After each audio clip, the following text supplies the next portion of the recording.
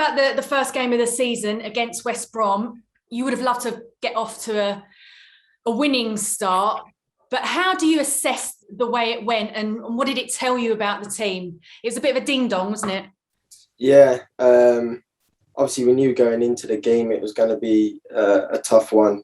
Obviously having them change managerial roles as well, and obviously getting the manager from Brentford last season, we knew they were going to kind of adapt to his playing style, which was more long ball, and it was going to be a tough battle. But at the same time, I think it showed good character in our team that obviously we went ahead, they came back, but we showed good resilience in the second half when you could say the pressure was on us a little bit towards the end of the game.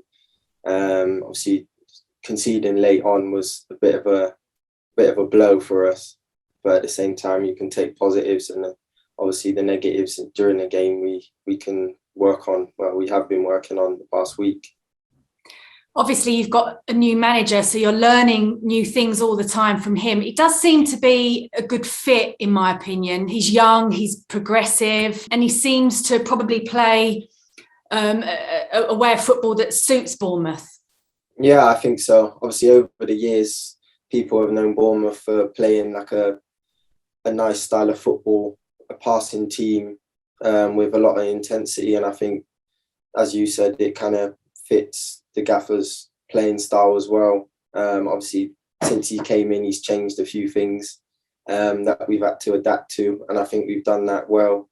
Obviously, there's still a lot of things to work on, but I know that we'll just be getting better and better as the season progresses. You know what to expect from him. You want that high intensity. You want the kind of slick passing football, but at the same time, it is a lot about the mental side as well. That character that I said before, he kind of puts that on us to kind of bring that out during the game and stick with the game plan. So do you think in a way he'll sort of toughen you up a little bit? Yeah, you could say that, especially the mental side of the game. And over the past pre-season and the start of the season, there's been a lot of work to do with the mental side of the game, and kind of a lot of out of possession stuff, seeing where the opposition is, and rather than where our own team players are, because we know when a ball gets into a certain area, we know where our team players are. It's more watching what the opposition do. Mentally, was it tough that you didn't manage to go back up the first time of asking? Yeah, I think that took a toll on everyone. I think obviously we got close, but not close enough. Obviously that first season we wanted to go straight back up, and that was everyone's mindset from the start of the season. But saying that, this season I think everyone's kind of doesn't want to kind of go through that again this season. We want to push for automatic promotion as much as we can. Do you think that Scott Parker is the man who'll be able to take you to that next level? Because it's so tough coming from the Championship up, especially some of the teams that are down there in the Championship now. Yeah, 100%. I think he's a perfect fit for all of us, and I think all the boys can say that. He fits us perfectly with the players that we got, and of course, you never know, new players coming in as well. So I think it's definitely a perfect fit. And he's given you the armband as well, which is nice for the time being anyway. How proud are you that you've been able to do that at such a young age to lead Bournemouth out? Yeah, it's good for me. As you said, for the time being, that I have had the armband, and obviously Steve Cook's been out injured, with him being kind of the club captain. It is a good feeling. Obviously, I see myself as a leader, and obviously this season I've kind of stepped into that role and enjoyed having that armband. I think it does put maybe a bit of a bigger expectation on you, but at the same time, I feel like I've stood up to that. Does it come naturally to you to lead your teammates on the pitch? Yeah, I think so. I don't feel out of my comfort zone at all. It's something that I've been working on the past couple of seasons, being more vocal and leading by example. So it's definitely something that's come natural. I mean, 22 years old, to have such a voice and the confidence really to do what you're doing at such a young age, it's unbelievable. How much of your character, your strength of character, do you think comes from your background? Yeah, definitely. I think that plays a massive part. I said this before in other interviews that my past is something that will stay with me forever, and I wouldn't change anything for it. And that mental aspect is, you could say, is being made more resilient over the years of growing up. I'd say that definitely could play a part in the mental toughness that I have at the moment. I mean, for viewers who don't know about your background, it's an unbelievable story, really. You were taken away from your mum with your sister and brother at 7 years old and spent 11 years in the foster system. It's really hard for anyone to understand unless you've been there what that experience is like, especially for such a young child. And it affects, I guess, everybody in different ways. It perhaps affected your siblings differently to how it affected you, and it's credit to each other that you all came through and fortunately you were able to stay together. But what was it like, and how much did it sort of shape your entire existence? Yeah, I think firstly it was a blessing really that all three of us managed to stay together through the years that we were in the care system. I know many stories where not like siblings aren't able to stay together and they get split up and things like that. So it was a real blessing that all of us could stay together during that journey, and it's made us three kind of hard as a rock really. All of us can depend on each other, and kind of that process is definitely kind of made all of us a lot more resilient to the outside world. I think you've got to grow up a lot quicker in a sense. You're a lot more dependent on yourself, although you're still at a young age, and you could say people are looking after you, but bluntness, it sounds, is not the same really. No. So it definitely made all three of us grow up quicker and mature at a younger age. But as I said, I wouldn't change anything. You've succeeded despite your background, and although most people would think, you know, what a terrible place to have to come from, you've really taken that and not let it affect you. But you must have had some good experiences being in the system, especially with some of the families maybe that you stayed with. Yeah, of course. I still keep in contact with my most recent carer and her family. Obviously, I moved out when I was 18. That's the legal age of moving out and being more dependent on yourself. So I still keep in contact with them. I see them as my family now. So for me, nothing's really changed. As I say, I still keep in contact. They come to games when they can. Obviously, they live their own lives as well. So it is nice to keep in contact with the people who kind of raised you and shaped you. Yeah, definitely. They must be so proud of you as well, to see how far you've come. Yeah, definitely.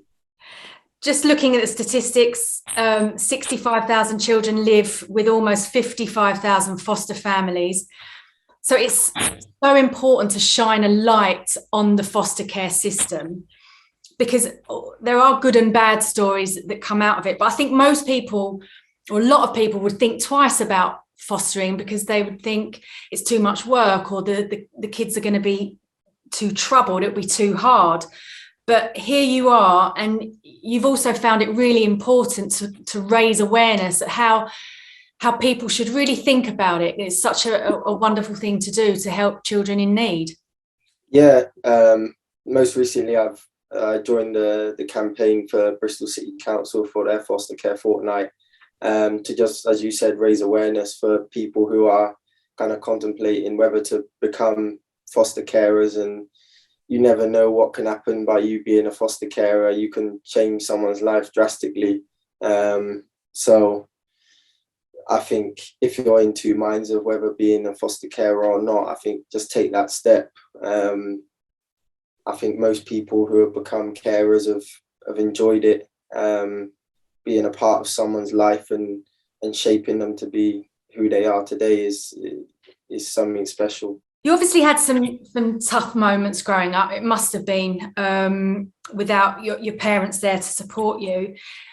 But I guess luckily, really, you had the football family around you from a very young age, right through to when you went to Bristol City as well. How many mentors did you have? Was it just the one, or was it kind of like a collective thing at the football clubs that you played for? Yeah, I think it was a collective thing, really. Obviously, you have kind of the people who work at the clubs, and obviously my family as well. So while I was going through those stages and things like that, I still had my family around, like my uncles and things like that, who I could talk to. But at the same time, I crossed paths with Cyril Regis before he sadly passed away. And I worked with him since I was 16. So he was my agent when I was 16. And he was a massive part of kind of my development. And he was someone who I could talk to near enough every day about football things, life. Like, he had so much kind of knowledge and experience of the world, as I said, in football, outside football. And he was someone who I kind of seen as like a father figure, if you could say. And obviously it was sad, really sad to see him pass away, but I still take some of the discussions that we had till today. That's why it's so important to mentor young people, because it stays with you forever. When you have a good teacher or, you know, a good coach or whoever it might be, you never forget those people or the words that they say to you. So with that in mind, is that something that you will look to do and look to give back and pay it forward? Yeah, I think so. Since obviously me being in the professional world, I've sat down with many young people, whether it's people from my school or gone back to my secondary school and talked to a few people here and there. So I think it is definitely worth kind of sharing the knowledge that you've kind of had. Although I'm still at a young age, yeah, I can always give something back to the people who are younger than me and coming through and first starting their journey into football.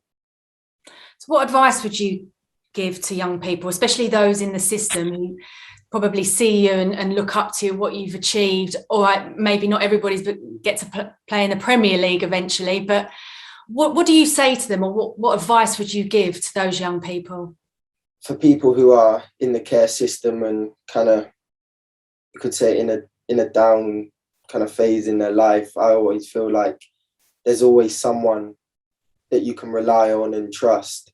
And it's just finding that person and be willing to kind of put yourself out of your comfort zone and be a bit vulnerable and put your trust in someone that they are there for you and they really care for you and want you to succeed.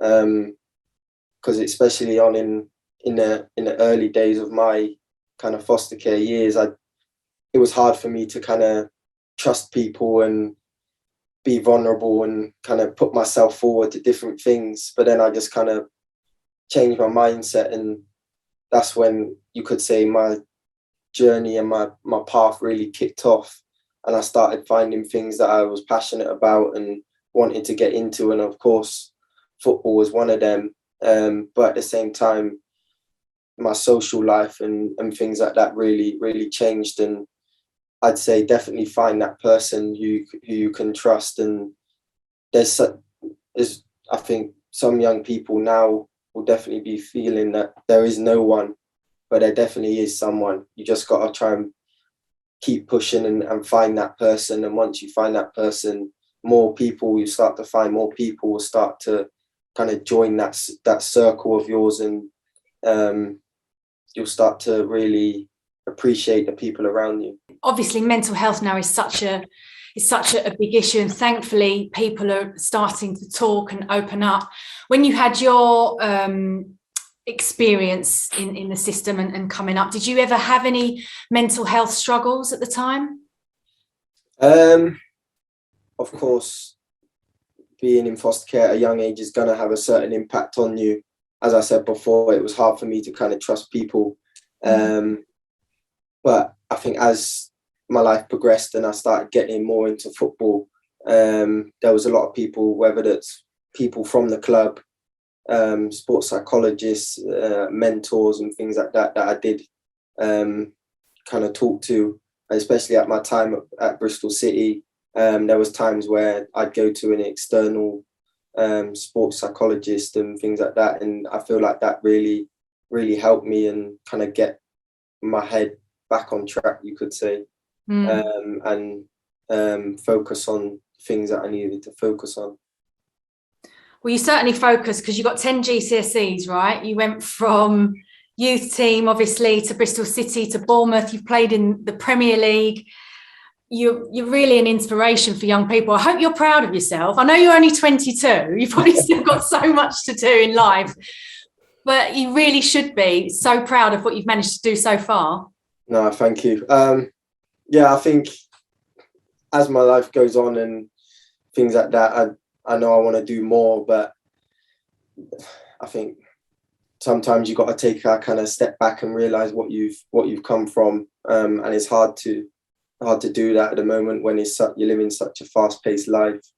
Things are happening all the time, and you got things changing 24/7. So I have come a long way, but I feel like there's a lot more to come, definitely. What is the dream now for you then?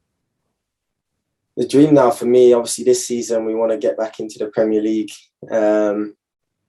And me personally, this season, I want to just be consistent in my performances and see where that takes me. As I said, the Premier League is definitely the first priority for everyone at the club. And from there, I think it is a good kind of platform to build off. So yeah, hopefully this season we'll do what we can to get there and push on from there. And just finally, I mean, don't take this the wrong way, but football players usually use their downtime to, play video games and stuff like that, listen to music, always got their headphones on. But I hear that you like to read. Yeah, I do read a little bit, yeah. I like that. Especially books on mindset and personal growth. Yeah, I think that's my favourite kind of go-to topic, really. I've read a few books recommended by even my trainer back in Bristol and various other people who read. I know, obviously, I speak to Joe Bryan. He's a book addict, pretty much. So obviously, I played with him at Bristol City. Yeah. So yeah, those books are quite like my cup of tea, really. When I have downtime, I tend to either go to a coffee shop or something and just spend an hour, even if it's just half an hour. It's still something to kind of, I think it kind of resets your mind and helps you go again. Look at you bucking those stereotypes.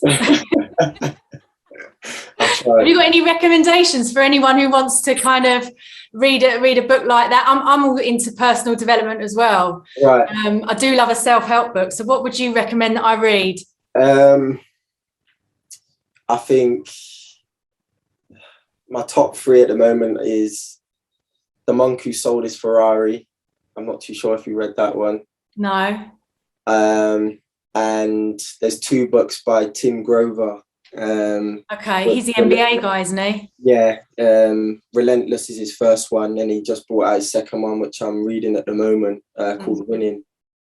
And I'm enjoying that. I think Relentless, I think I took a lot from that book. And at the moment, I'm enjoying the second one. So I'd say those 3 are my top 3. Right, I'll get reading those then. Watch this space. Lloyd, thank you so much for joining the Integral Chat. It's been so brilliant to talk to you, and good luck with the rest of the season. No worries. Thank you.